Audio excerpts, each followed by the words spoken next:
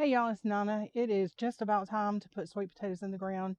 So I thought I would take y'all along with me to see what PawPaw's up to, what he's piddling with, and see if he'll show us how to make sweet potato plants from clippings. And this is our second year doing that, and last year we had a pretty good harvest. So we're gonna do it again this year, and we thought we'd show y'all how to do it. So let's go see what he's piddling with and see if he'll show us. Come on. Welcome to PawPaw's Piddlin Patch, where we grow it, can it, fix it, and share a little red dirt wisdom along the way. We're going to try to start sweet potato plants, not slips, but plants. Um, and there's a few reasons why. One is if you buy the slips now, I can't get them anywhere around here. I've run out of places that carry them where everybody used to have them. Um, I think the place I was buying from, unless you buy a huge amount, let's say you just want 100, it was about 72 cents a piece plus shipping.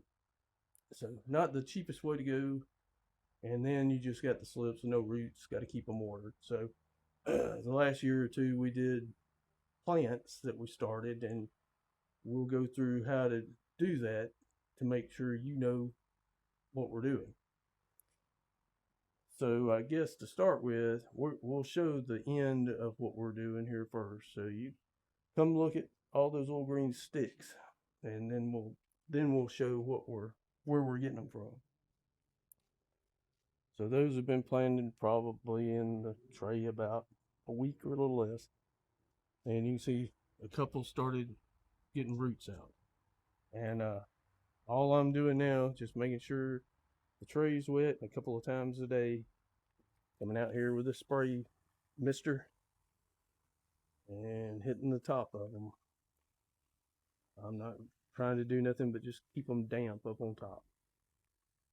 And I don't have any set time to do it, just whenever I'm walking by. If it tray feels light, then I'll go water them.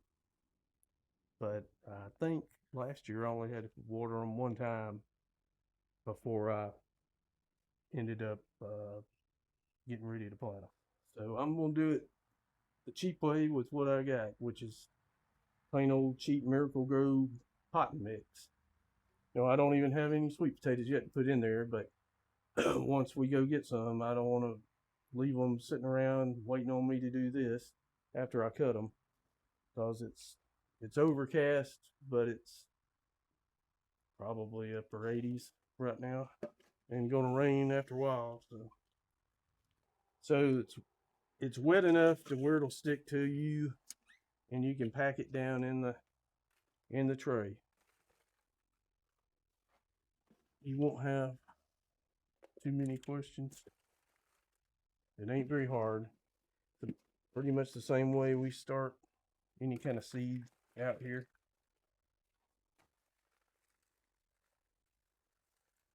Just making a mess. And I don't care a whole lot for this Miracle Grow potting mix because it's got a lot of bark in it, but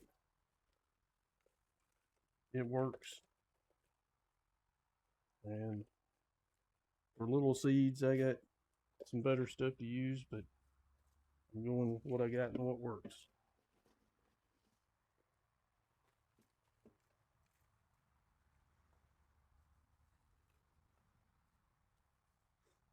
That kind of timber and stuff in there. So the part I hate the most out of this is packing it down in these little trays to get all the air out. So the easiest way to me is to use a screwdriver or the handle of anything that you got, because otherwise your fingers don't fit exactly in there. And if I had to grab two of them, I could go twice as fast. But get all the big chunks of bark out.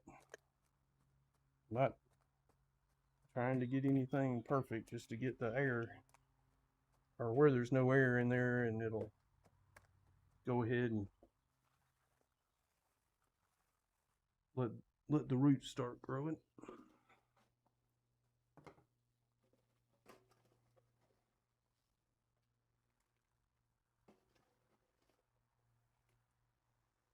And some of it didn't get quite wet on the bottom. It'll be fine. We're going to water it afterwards. But the way I do it is pretty much doing this twice. You know, if I was planting seeds, it gives me a little indention to put the seeds in, and then I can cover them. But all right.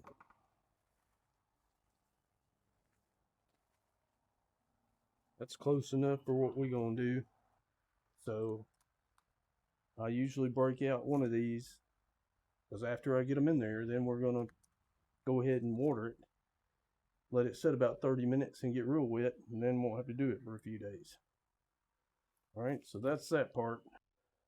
So that's the first step that most everybody knows how to do anyway. So now we got to go get some pieces of sweet potato to plant. And I'm not going to do many for this, so I'll just take this same bucket and use it. If I'm doing a bunch of them, I'll take a bucket of water, but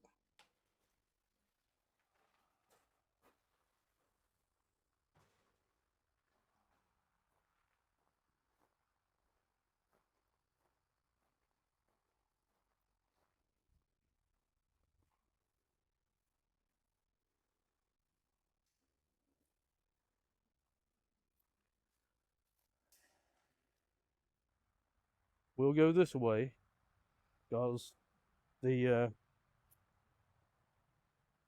the experimental peanuts here, it was dry and dry and dry, and I planted some seed.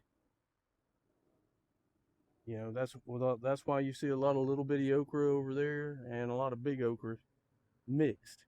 Is it got dry, nothing to come up. Good news, there wasn't no grass or anything out here, but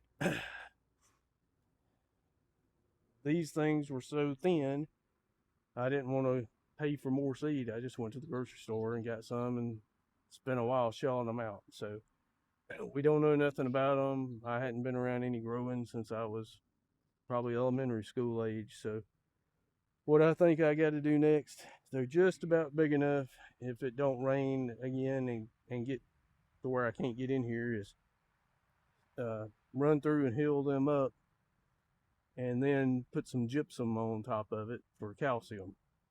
So you can see how thin they are. That's about the only thing I got the weeds out of after I ran the tractor through here a couple of days ago, just because they're slow growing.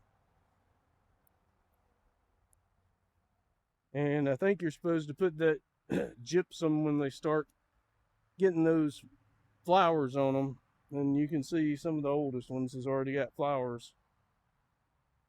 And from what I understand, which ain't much, they start doing what they call pegging, and from those flowers it'll drop down to the dirt, and that's what'll make your peanuts.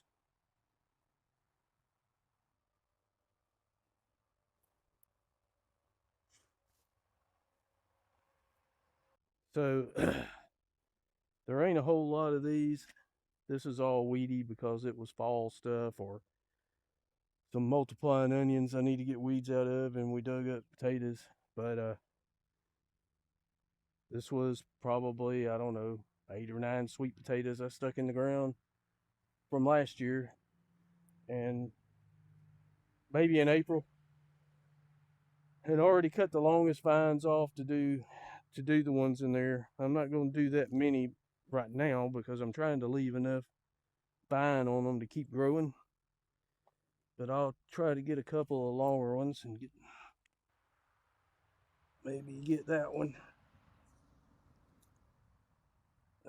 That'll leave some to grow. I'm just going to get a couple, and then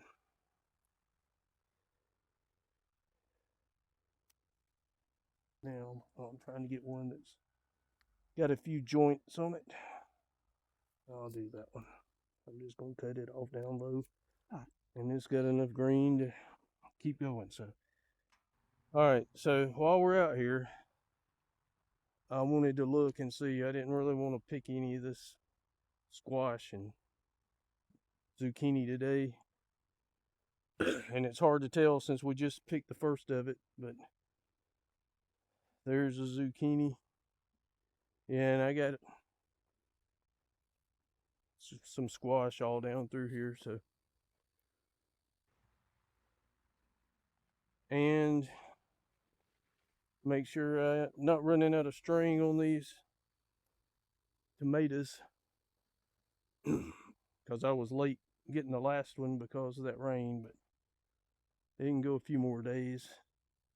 I need one more strand up there, but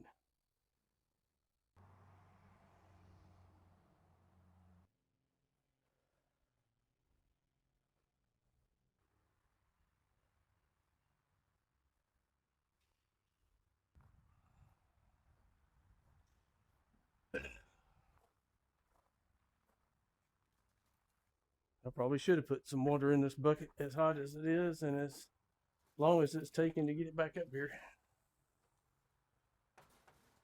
All right.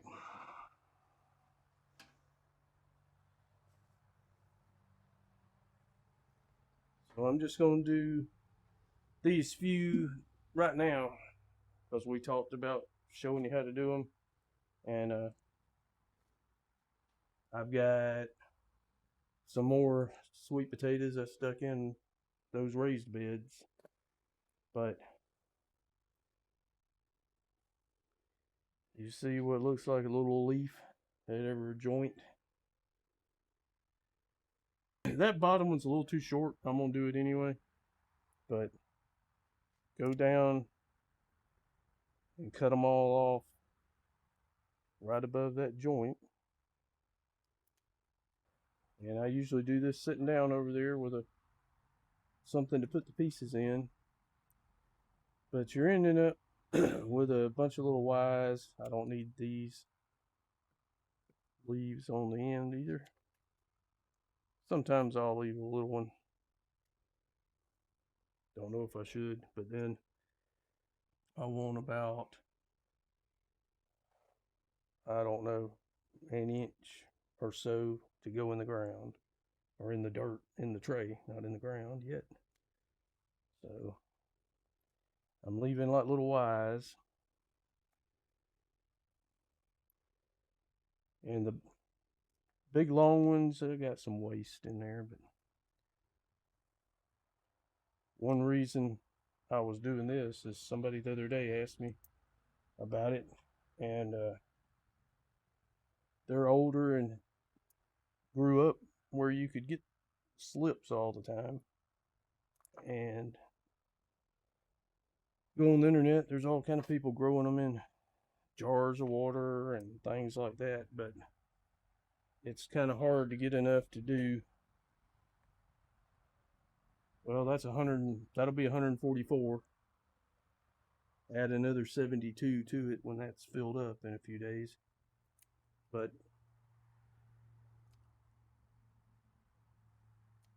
it's nothing fancy. Just cut them off. And sometimes if I have a whole bunch of them out here, I don't even mess with a little end piece, only because it's newer and it's harder to stick in the dirt because it's flimsy. You get down in here on these pieces and it's easy to stick those in. We'll see in a minute. But I remember seeing one person on the internet doing it this way within the last couple of years. But most people, you know, you can pull your slips like this and plant them. To me, that's a waste to try to get as many as I won't end up getting at the end, because we're going to put them where the potatoes was, the Irish potatoes. Ground's already dug up.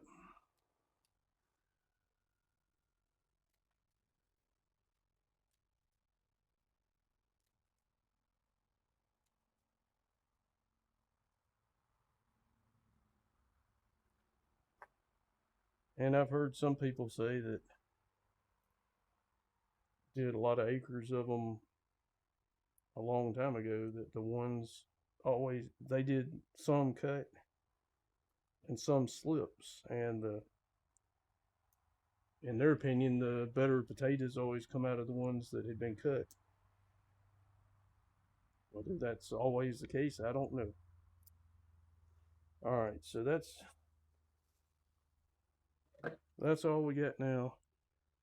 The other nice thing about that little Y is it gives you something to hold on to without breaking that little piece off in the center to stick down in your tray. And I usually get them about as far as I can down in there. Now those big old pieces the other day had some roots and stuff on them. Those roots don't seem to ever really do anything but dry up. The first time I did them this way, I didn't think anything was going to grow. After about a week, I pulled out the tray like that to water it, and you could see all kind of roots running out of the bottom of it. So I don't remember how many days it was. It was the first time I needed to water it.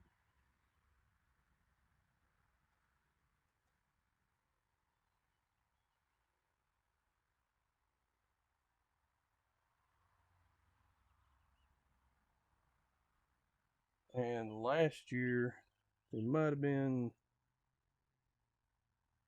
I want to say, out of about 4 trays of them, there might have only been about 4 or 5 that didn't grow. And then the other advantage, I mentioned price earlier. That's that little thin piece I was talking about on the end. It's just harder to get down where I want it. And I'm gonna water the bottoms, but since we're standing here talking, I'm just making sure they're damp. Anyway, I said the price is one thing, because these came out of the box we've been eating on and we're still eating on that we dug up about September. So that's a lot. That's not a lot of work to get. We're one short of 18 plants. So I can go out there 2 times and sit down in a chair out here, cut off all the pieces first, and then bring them over here and put them in. So cost, not much work going into it.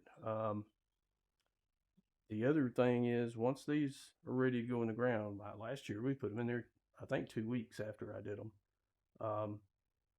They had plenty of roots. It was going to rain, so we went ahead and put it in the ground and let them get good and soaked. Never turned any drip tape or anything on them, didn't water them. And the only ones that didn't make it was it rained so hard that one place washed, and I had made a hill down through there, and it was in the lowest spot out there, and it washed, and maybe 3 or 4 plants didn't survive. But the rest of them did, and that's the advantage to me, is they got roots already on them. I don't have to worry about waiting on. I'm losing time because I had to wait on the good Lord to get the ground warm enough to sit there and produce something that I can plant. But I don't think that's really no waste of time, because instead of waiting on slips to get out there and take root, now they're taking root right now while we're waiting. So that'll give me time to run through and get some that grass out of those places where we pulled up onions and potatoes. And I'll wait till right before it rains, whenever I feel like it, to plant them. And it's a lot easier to me than doing slips, because if I make a hill, it's easy to do slips if you take a stick and poke them in the ground.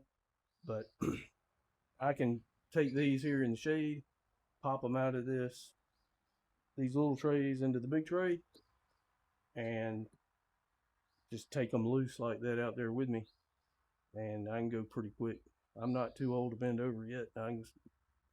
scoop up the little place out of that hill with my hand, drop it in there, and I think last year I did about, it was close to 300, I think, one afternoon, wasn't it? Yeah, So, it was. all right. So that'll be the end of that. Now we gotta do nothing but take this out. We'll put some water in there, get it good and wet. Then in the next week, I'll just keep adding more to this tray. We'll plant them two first. So, When you put the water in the bottom tray, how long do you leave the water in before you drain it? uh, So you're not watering top water. You're watering now bottom that's water. why we took that one out. I gotcha. Put water in there and wait 30 minutes at least, Yeah. maybe an hour, however long you want to. It don't take it that long to get wet and then pour it off and set them out here and spray them down every so often. Well, I hope y'all enjoyed watching Pawpaw make sweet potato plants from clippings. And this is our second year doing that, and it worked. He reminded me we have a picture of the harvest from last year, so I'll share that with y'all. You can see some of the large sweet potatoes we got out of that. All right, so y'all keep piddling, and we'll see y'all next time.